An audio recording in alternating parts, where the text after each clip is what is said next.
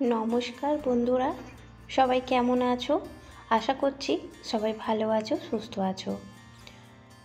আমরাও বেশ ভালো আছি, সুস্থ আছি। অন্য দিনের মতো আজকেও একটা রেসিপির ভিডিও নিয়ে তোমাদের কাছে হাজির হলাম।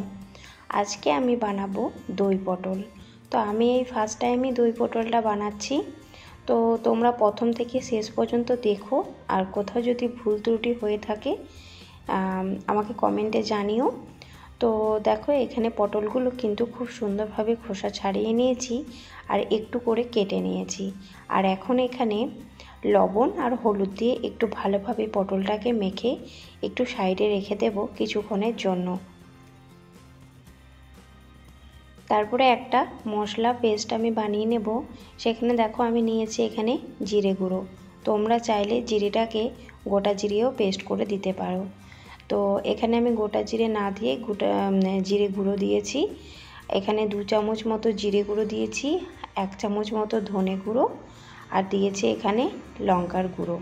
আর কিন্তু অন্য কিছু এখন এখানে কোনো কিছু ব্যবহার করিনি। তো এই 3টে জিনিসকে দিয়ে একটু একটু জল দিয়ে ভালোভাবে একটা পেস্ট বানিয়ে নেব। আর এদিকে আমি কড়াটা বসিয়ে দিয়েছি। কড়া গরম হয়ে গেলে তেল এখন আমি এখানে দিয়ে দেব। পরিমাণ মতো তেলটা দিয়ে দেব, যাতে আর আমাকে পরে তেল না দিতে হয়। তো দেখো, তেলটা কিন্তু খুব সুন্দরভাবে গরম হয়ে গিয়েছে। আর আমি যে কিছুক্ষণের জন্য রেখেছিলাম পটলগুলো হলুদ আর লবণ মাখিয়ে, সেটা এখন দিয়ে দেব। একটু ভালোভাবে লাল করে ভেজে নিতে হবে। আর এই প্রথমবার যেহেতু আমি দই পটলটা বানালাম, খেতে কিন্তু খুব সুন্দর হয়েছিল। তাই ভাবলাম যে একটু বন্ধুদের সঙ্গে শেয়ার করে দিই।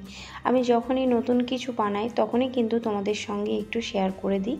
আর তোমরা সেখানে সুন্দর সুন্দর কমেন্ট করে যাও, আমার কিন্তু বেশ ভালো লাগে। আর এই রেসিপিটা দেখার পরও তোমাদের কমেন্ট করে যেও, তোমরা কমেন্ট করে যেও। আর সবাইকে বলছি একটা লাইক করে দেখো ভিডিওটা।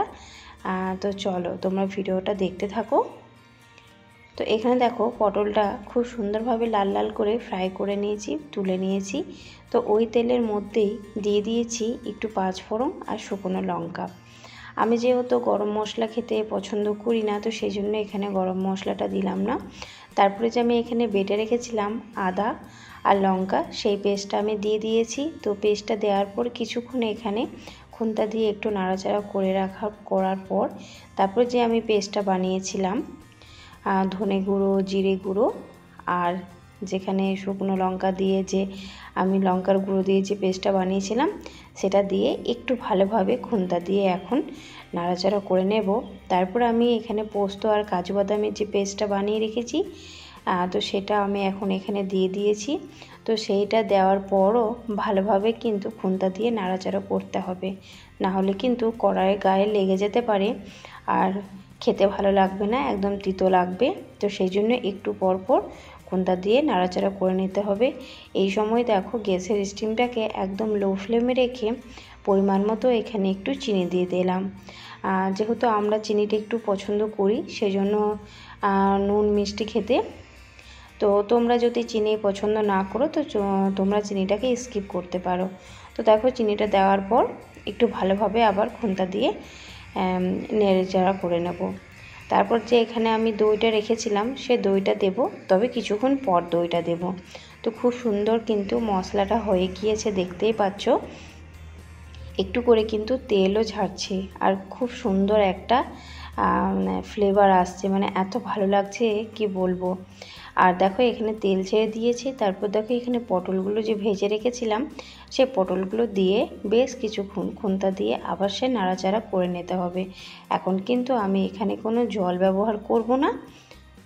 তো বন্ধুরা, যারা এখনও পর্যন্ত ভিডিওটা দেখছো, লাইক করনি, তাদেরকে বলবো একটা লাইক করে দাও। তোমাদের একটা লাইকে আমাদের ভিডিও বানাতে অনেক উৎসাহ জাগে। আর সুন্দর সুন্দর কমেন্ট করে যেও।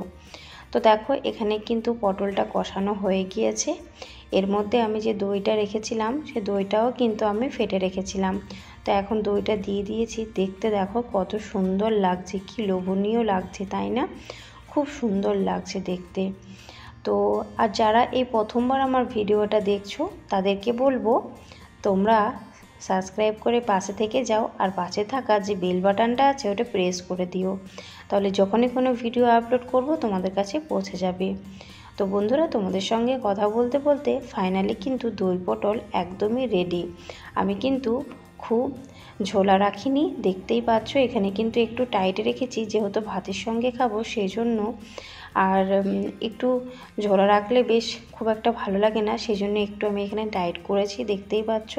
আর খেতে কিন্তু অপূর্ব হয়েছিল। তোমরা কমেন্টে জানিও তো যে তোমাদের কেমন লেগেছে এই ভিডিওটা। তো চলো বন্ধুরা, ভিডিওটা আমি এখানেই শেষ করে দিচ্ছি। তোমরা সবাই ভালো থেকো, সুস্থ থেকো, আর নতুন নতুন ভিডিও দেখার জন্য পাশে থাকা বেল বাটনটা প্রেস করে দিও।